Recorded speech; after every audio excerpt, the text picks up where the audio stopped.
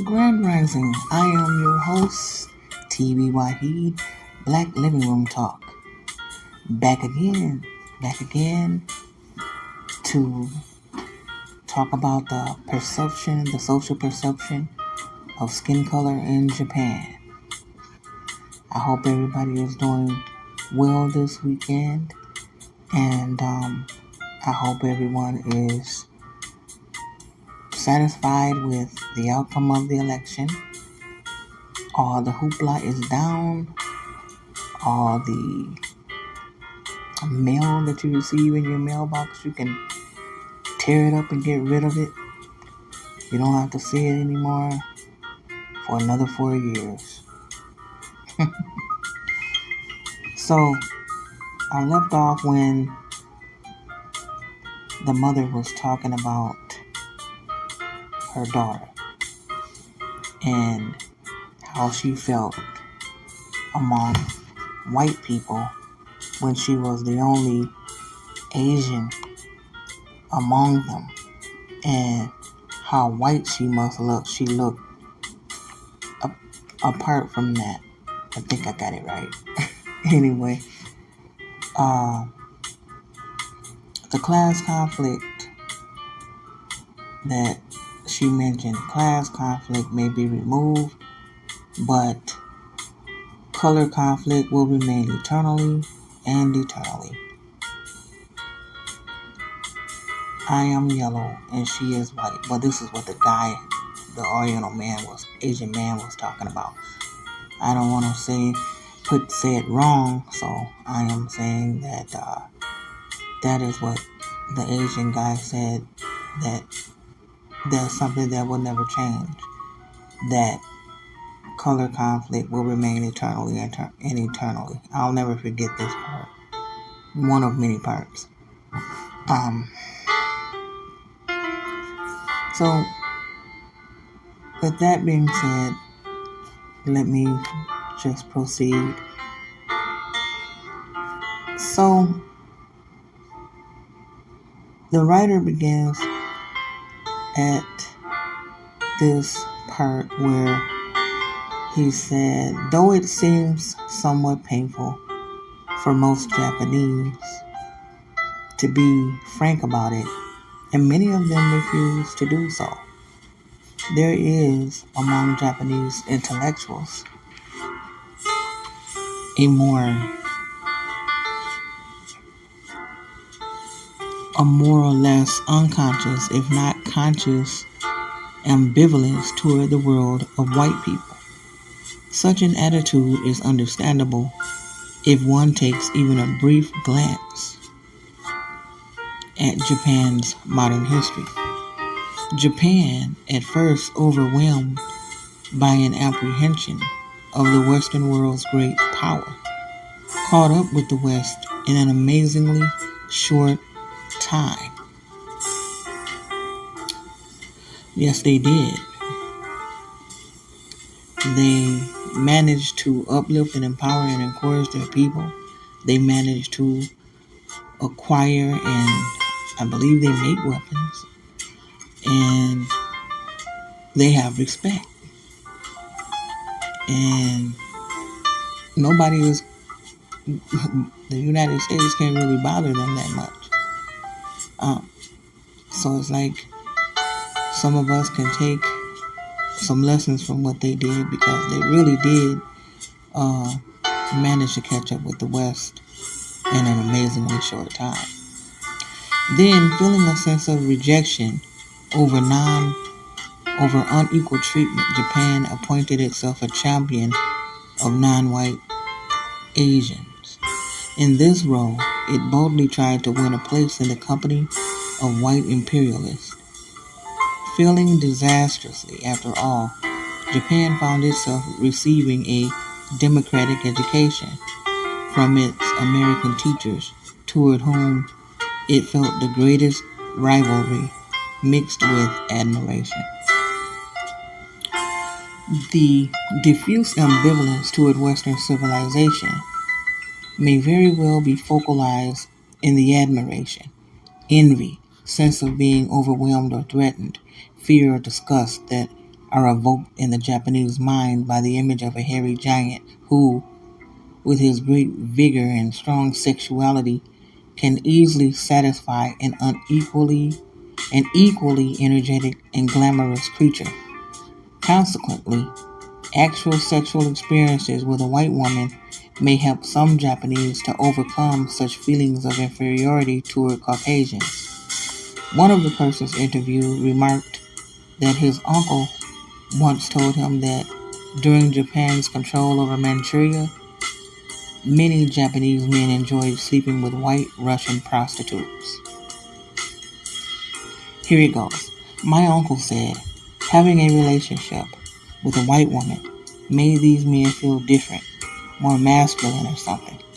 The feeling is different from that one has after having a relationship with an Asian woman. Generally, however, Japanese men, as authors of travel books, suggest seem rather overwhelmed and discouraged by the large physique of a white woman.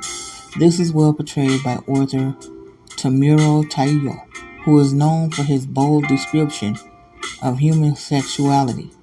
In his reminiscences on 12 Women, he describes a Russian prostitute he met in Shanghai in 1934 after graduating from a university. Her stout body, of large build, also overwhelmed my feelings. My arms were bigger than those of an average Japanese, but hers were much bigger than mine, almost beyond comparison. When I sat next to her, the volume and weight of her whole body made me feel inferiority and think that I was of a race physically smaller and weaker than hers. Shall we dance? The woman talked to me perfunctorily. I put my arms around her, and again I was afraid. I was frightened, rather. The girth of her chest was all too broad.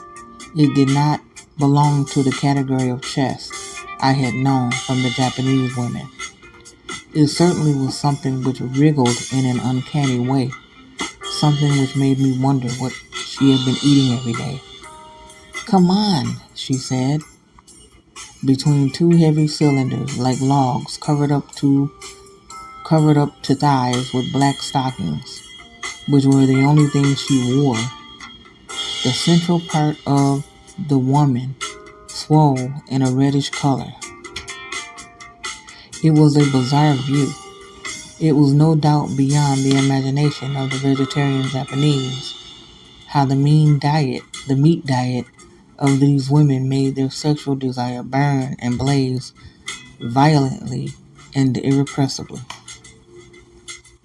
In contrast to this complex of attitudes about Caucasoid racial traits, the Japanese attitudes toward the black skin and facial characteristics of Negro Americans encountered during the occupation were generally negative. Although a number of Japanese women married Negro men, the Japanese interviewed in California, being intellectuals and living in the United States, were all keenly aware of the recent racial issues. Most of them made such statements as, I know people should not feel different about Negroes, and I have no negative notions about them. I have nothing against them. I don't think I have any prejudice against them.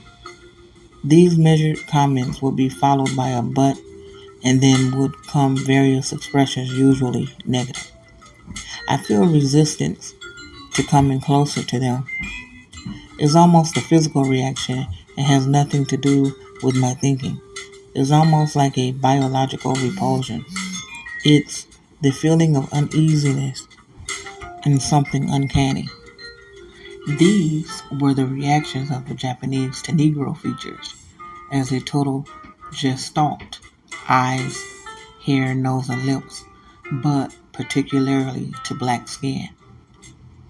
I think it is simply a matter of custom or habit. We are not accustomed to black skin. I have a Negro friend, very black. I respect him as a scholar and we are close friends, and yet I still feel I am not yet used to his black skin. It's something terribly alien to my entire life.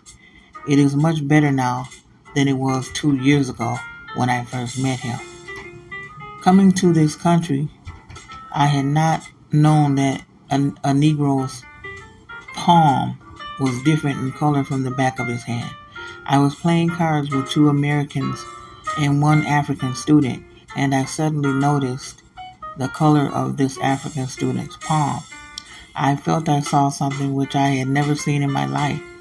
All that evening, playing cards, I could not help looking at his hands time after time. I just could not get over it. A year after my arrival, I was introduced to an American Negro for the first time. He was a very friendly person and immediately extended his hand toward me. At that very brief moment, I hesitated. No, I did not hesitate, but my arm did. My arm resisted being extended forward. Like a light flashing through my mind, I said to myself, there is no reason why I don't want to shake hands with this black man. I did shake hands with him, and I do hope he did not sense my momentary hesitation. Since then, I have never hesitated to shake hands with a Negro. The idea that black skin is something novel to the Japanese, and only for that reason difficult for them to get used to, was also voiced by a Japanese woman married to a Negro American. Frankly, I felt uneasy about it, black skin, in the beginning, but you see it every day, from morning to evening. There is nothing else you can do except to get used to it. I did get used to it, especially since he was very nice and kind all the time. Once you get used to it, you no longer see it. The same idea is stated in a novel by Hiroshi Wagatsuma, a contemporary Japanese author. Although written as a comment by the heroine, a Japanese woman married to a Negro, it most probably reflects the author's frank feminine reaction to Negroid features. The Negro's facial features, black skin, brown eyes, thick round nose, big thick lips, may very well look animal-like to the eyes of those accustomed only to a yellow or a white face. Living long enough among the Negroes, however, one comes to realize how human their faces are. The color of the Negro skin gives one an overwhelming impression, but once one gets over it, one notices how gentle their facial features are. Incidentally, this novel, with the English subtitle, Not Because of Color, is of special interest for us. Ariyoshi spent a few years in the United States as a Rockefeller Fellow. She then returned to Japan and wrote this novel, in which she describes the life of a Japanese woman married to a Negro in New York's Harlem. She also depicts a few other uneducated Japanese women married to Negro, Puerto Rican, and Italian Americans, as contrasted with a highly intellectual Japanese woman married to a Jewish college professor and working at the UN. As suggested by the subtitle, Ariyoshi seemingly wanted to emphasize that, in spite of the prejudiced opinion of many white Americans and Japanese, laziness, apathy, lack of conjugal stability, and many other inferior characteristics attributed to Negro Americans are not racially inherent qualities but the products of their degraded social status. The author accurately describes common Japanese reactions to Negro-Japanese marriages and their offspring.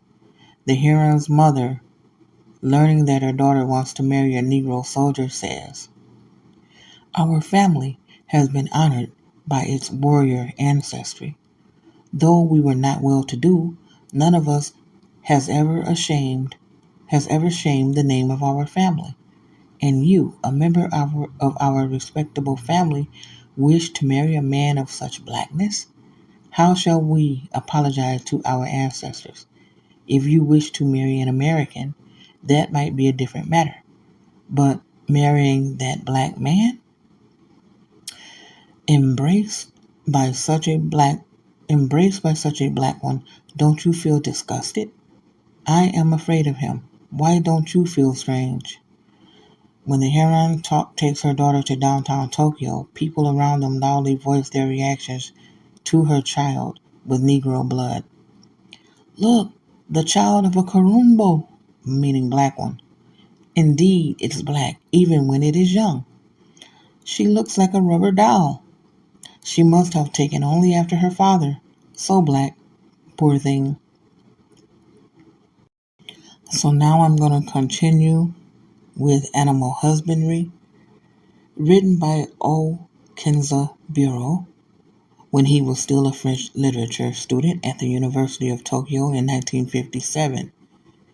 It is the story of a Negro flyer on a B-29 bomber in World War II. The flyer bails out of the plane when it is shot down and lands on a mountain. Caught by Japanese villagers, he is kept in a stable like an animal. Eventually, some of the villagers butcher him because they are afraid. Please stay tuned. I am TB Wahid, Black Living Room Talk. Peace be unto you.